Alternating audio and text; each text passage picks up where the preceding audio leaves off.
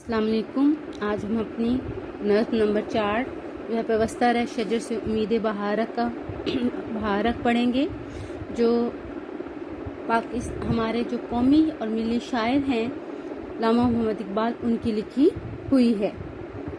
سب سے پہلے علامہ اقبال کا تعارف. مفکر پاکستان ہے. پاکستان بنانے کا خواب انہی نے دیکھا تھا. 1877 میں پیدا ہوئے ہیں اور 1938 میں ان کی وفات ہوئی ہے. ہمارے قومی اور ملی شاعر، مفکر اور نظریہ پاکستان کے خالق بنانے والے علامہ محمد اقبال سیالکوٹ میں پیدا ہوئے. آپ کے والد کا نام نور محمد تھا. آپ نے ابتدائی تعلیم سیالکوٹ سے حاصل کی. گورنمنٹ کالج لاہور سے فلسفے میں ایم اے کیا. اعلیٰ تعلیم کے لیے یورپ گئے اور وہاں سے بار ایٹ لا اور ڈاکٹریٹ کی ڈگریاں حاصل کی. وطن واپسی پر وکالت کا پیشہ اختیار کیا. 1930 میں خطبہ الہ آباد میں مسلمانوں کے لیے ایک الگ ملک کا نظریہ پیش کیا. نظریہ، سوچ، خیال. 1938 میں انتقال کیا اور لاہور میں شاہی مسجد کے قریب دفن ہوئے.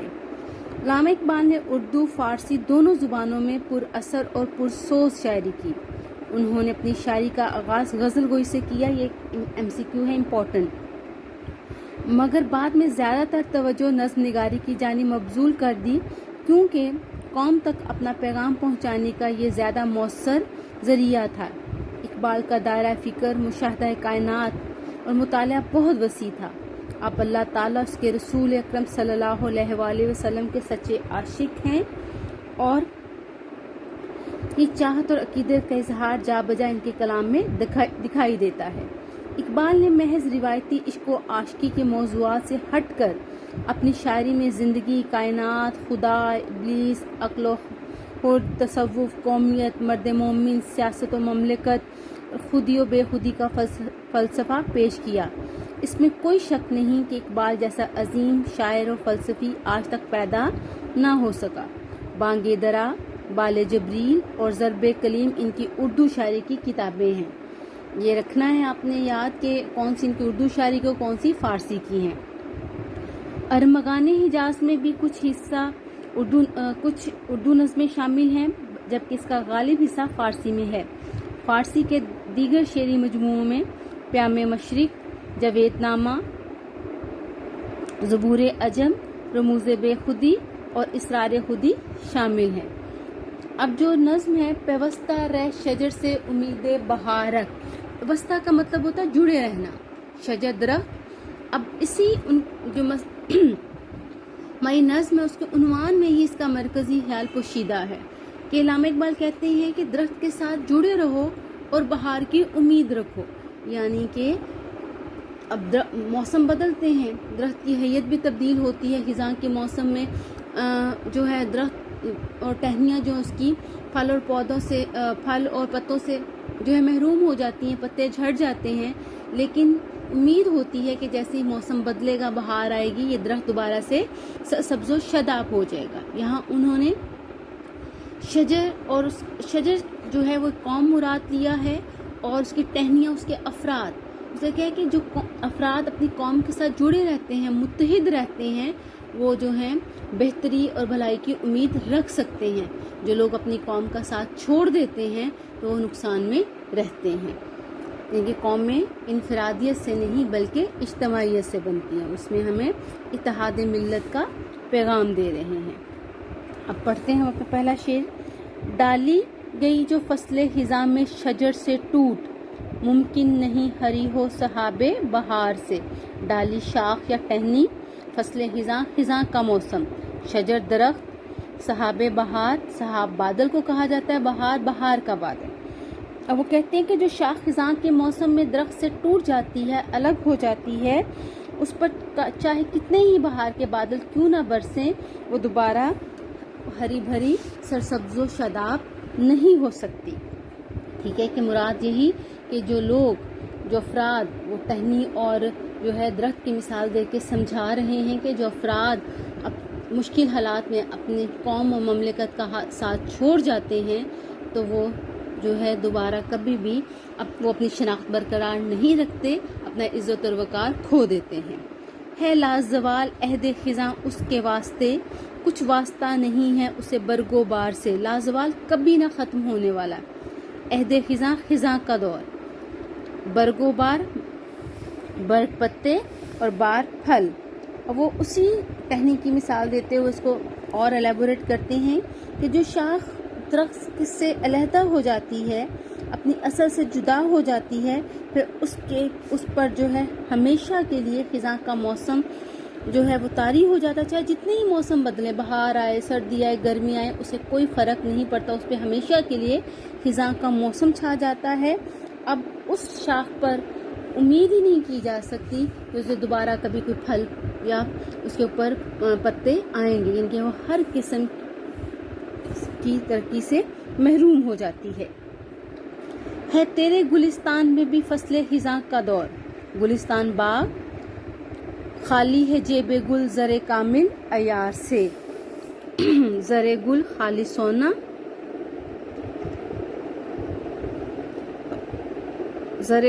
جیب گل پھولوں کا کیسا، جس میں وہ آپ نے سائنس میں پڑھا ہوگا، اس کے اندر بیج اس کے بنتے ہیں جس سے نئے پودے بنتے ہیں، اس کو کہا جاتا ہے جیب گل زر کامل عیار خالص سونے سے۔ اب وہ مسلمانوں کو مخاطب کر کے کہتی ہیں کہ امت مسلمہ کا باغ جو ہے اس نے ایک باغ سے تشبیہ دی ہے، پوری امت ظاہر ہے کہ دنیا میں کہیں بھی مسلمان ہے تو ایک امت کی طرح ہے، ایک مملکت، ایک قوم ہوتے ہیں، تو انہوں نے کہا کہ امت مسلمہ کا جو باغ ہے وہ بھی اجڑ گیا، ویران ہو گیا، اس پر بھی جو ہے خزاں طاری ہے، اور ان کی جو اس کے باغ کے پھول ہیں ان کی جیب جو ہے کھرے سونے سے خالی ہے، کہ مسلمان آپس میں جو ہیں وہ تفرقے میں پڑ گئے ہیں، ذات بات میں پڑ گئے ہیں، وہ اپنے اصل کو بھول گئے ہیں، اور ایسی اس میں شخصیات نہیں رہی جو حالات کو بدل سکیں۔ جو نغمہ زن تھے خلوت اور آنکھ میں طیور، رخصت ہوئے تیرے شجر سایہ دار سے، نغمہ زن گیت گانے والے، خلوت تنہائی، خلوت اور آنکھ پتوں کے پیچھے، طیور طائر کی جمع پرندے، شجر سایہ دار درخت، اور وہ کہتے ہیں کہ جو پرندے سایہ دار درختوں میں بیٹھ کر گیت گاتے تھے اب وہ چلے گئے ہیں، ان کے مسلمانوں کا جو باغ تھا جب وہ لوگ متحد تھے تو انہوں نے پوری دنیا پر حکومت کی، لیکن جیسے ہی وہ تفرقے میں پڑے، اپنے دین سے دور ہوئے، اپنے مرکز سے دور ہوئے، تو پھر ان کا باغ بھی جو ہے وہ اجڑ گیا، اور جو ہے وہاں کوئی رونق باقی نہیں رہی۔ شاخ بریدہ سے سبق اندوز ہو کے تو، نا آشنا ہے قاعدہ روزگار سے، شاخ بریدہ کٹی ہوئی شاخ، نا آشنا نا واقف، سبق اندوز سبق سیکھنا، قاعدہ روزگار دنیا کے زمانے سے، اور مسلمانوں کو مخاطب ہو کے کہہ رہے کہ تم لوگ جو ہو زمانے کے قانون سے ناواقف ہو، اس لیے ٹوٹی ہوئی شاخ سے سبق سیکھو کہ جو اپنے اصل سے جدا ہوتا ہے وہ مٹ جاتا ہے، زمانہ اس کو فراموش کر دیتا ہے، اس لیے اپنے اصل سے جدا مت ہو۔ ملت کے ساتھ رابطہ استوار رکھ، پیوستہ رہ شجر سے امید بہار رکھ، ملت قوم پیوستہ، رابطہ استوار رکھنا، مضبوط رابطہ رکھنا، پیوستہ رہ شجر سے جڑے رہو اور امید بہار رکھو۔ اب ملت کے ساتھ تعلق برقرار رکھنے سے ہی جو ہے بہار کی امید کی جا سکتی ہے، کہ جب تک آپ لوگ اپنی قوم اور کے ساتھ جڑے نہیں رہیں گے کسی بھی طرح بہتری کی امید نہیں کی جا سکتی۔ اب آ جاتے ہیں اقبال نے ڈالی اور شجر سے کیا مراد لیا ہے۔ اقبال نے ڈالی سے مراد فرد اور شجر سے مراد قوم لیا ہے۔ اب اس کے ساتھ آپ نے جس کا ہے عہد خزاں کس کے واسطے لازوال ہے؟ عہد خزاں اس شاخ کے واسطے لازوال ہے جو درخت سے الگ ہو جاتی ہے۔ دوسرا شعر اس کے ساتھ آپ نے لکھنا ہے، کس کے گلستان میں فصل خزاں کا دور ہے؟ امت مسلمہ کے گلستان میں خزاں کا دور ہے، یعنی وہ مسلمان جو کبھی عروج پر تھے اب زوال کا شکار ہیں۔ جیب گل کس چیز سے خالی ہے؟ جیب گل زر کامل عیار سے خالی ہے۔ اس کے ساتھ آپ شعر لکھیں گے، خلوت اور آنکھ میں کون نغمہ زن تھے؟ خلوت اور آنکھ میں طیور نغمہ زن تھے۔ ہمیں کس چیز سے سبق اندوز ہونا چاہیے؟ ہمیں شاخ بریدہ سے سبق اندوز ہونا چاہیے۔ امید بہار کے لیے کس چیز کی ضرورت ہے؟ امید بہار کے لیے شجر سے جڑے رہنے کی ضرورت ہے۔ اس کے ساتھ آپ نے شعر بھی ان کے لکھنے ہیں۔ مدرجہ ذیل شعر کی جو ہے نثر بنائیے۔ جو نغمہ زن تھے خلوت اوراق میں طیور رخصت ہوئے تیرے شجر سایہ دار سے۔ خلوت اوراق میں جو طیور نغمہ زن تھے وہ تیرے شجر سایہ دار سے رخصت ہوئے۔ کالم الف کو کالم بے سے میچ کرنا ہے۔ ڈالی، شجر، فصل خزاں، صحاب بہار، واسطہ، تعلق، نغمہ زن، طیور، جیب گل، زر کامل عیار، شاہ بریدہ، سبق اندوز، نا آشنا، آشنا۔ اب آ جاتے ہیں الفاظ کے واحد اور جمع لکھنے ہیں۔ شجر اشجار، اوراق ورق، طیور طائر، نغمہ نغمات، سبق اسباق، ملت ملل، رابطہ روابط، فرد افراد، اقوام قوم۔ اب ان کے متضاد لکھنے ہیں۔ خزاں خزاں کا بہار، گل پھول خار، لازوال زوال، اتفاق نفاق، امید یاس۔ اب ان کے اعراب لگا کے ان کا تلفظ واضح کریں۔ فصل، صحاب، بریدہ، گلستان، سبق، روزگار، خلوت، امید۔ اب اسے مکمل کرنے ہیں۔ ملت کے ساتھ رابطہ، استوارک، ڈالی گئی جو فصل خزاں میں شجر سے ٹوٹ ہے، لازوال عہد خزاں اس کے واسطے، جو نغمہ زن تھے خلوت اوراق میں طیور، ممکن نہیں ہری ہو صحاب بہار سے۔ اب آ جاتے ہیں کہ انہوں نے فرد اور قوم کا تعلق کیسے واضح کیا ہے۔